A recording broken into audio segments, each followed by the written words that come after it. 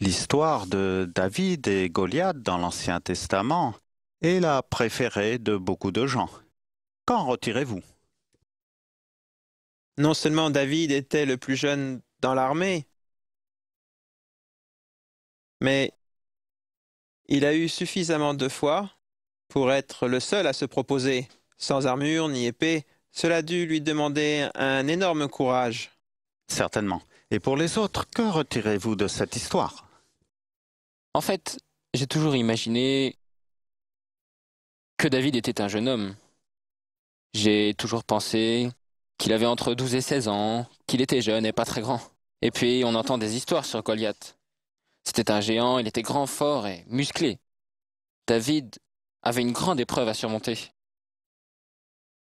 Mais j'ai toujours vu dans cette histoire que même si l'épreuve semble beaucoup trop grande pour nous, le Seigneur fera la différence.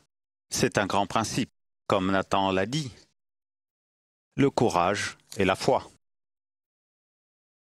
Ça me donne la foi de pouvoir faire confiance au Seigneur. Et si nous plaçons notre confiance en lui, il nous montre toujours le chemin. Ça renforce vraiment mon témoignage de savoir qu'il sera toujours là pour moi et qu'il faut simplement avoir foi en lui et il nous aidera.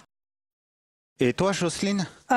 Oui, pour poursuivre l'idée de Samy et de Kelsey, l'adversité à laquelle il était confronté était immense.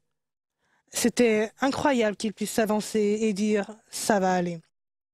Je vais y aller, je vais être courageux, je vais le faire. Et en faisant confiance à l'Esprit et à l'aide du Seigneur, il a été capable d'y parvenir. Et le Seigneur sera toujours là et il voudra toujours nous aider tant que nous serons fidèles.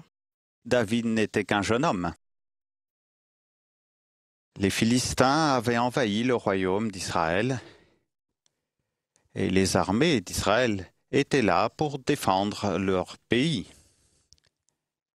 Les frères du jeune David étaient dans l'armée et leur père leur envoyait des provisions par l'intermédiaire de David. David était donc là quand Goliath, le Philistin, demanda qu'un champion des armées d'Israël vienne le combattre. Tout le monde avait peur d'y aller. Mais David n'avait pas peur, et cela montre sa foi. Il dit qu'il allait affronter Goliath sans armure, sans bouclier, sans armes de guerre, mais il avait une fronde. Vous savez tous ce qu'il s'est passé. Mais ce qui fait d'elle mon histoire préférée de l'Ancien Testament, c'est qu'elle montre la foi de David. Je suis dans 1 Samuel chapitre 17 et le verset 45.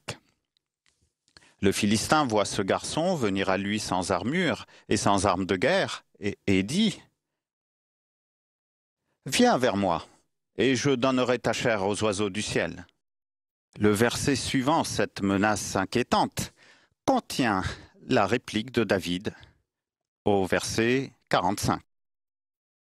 David dit aux Philistins, « Tu marches contre moi avec l'épée, la lance et le javelot, et moi, je marche contre toi au nom de l'Éternel des armées, du Dieu de l'armée d'Israël que tu as insulté. » C'est la déclaration de foi de quelqu'un de votre âge. Et c'est ce qui fait que c'est une de mes histoires préférées de l'Ancien Testament. Tous vos commentaires montrent l'importance de connaître les histoires de l'Ancien Testament et comment s'en servir. Nous nous en servons pour les appliquer à notre vie.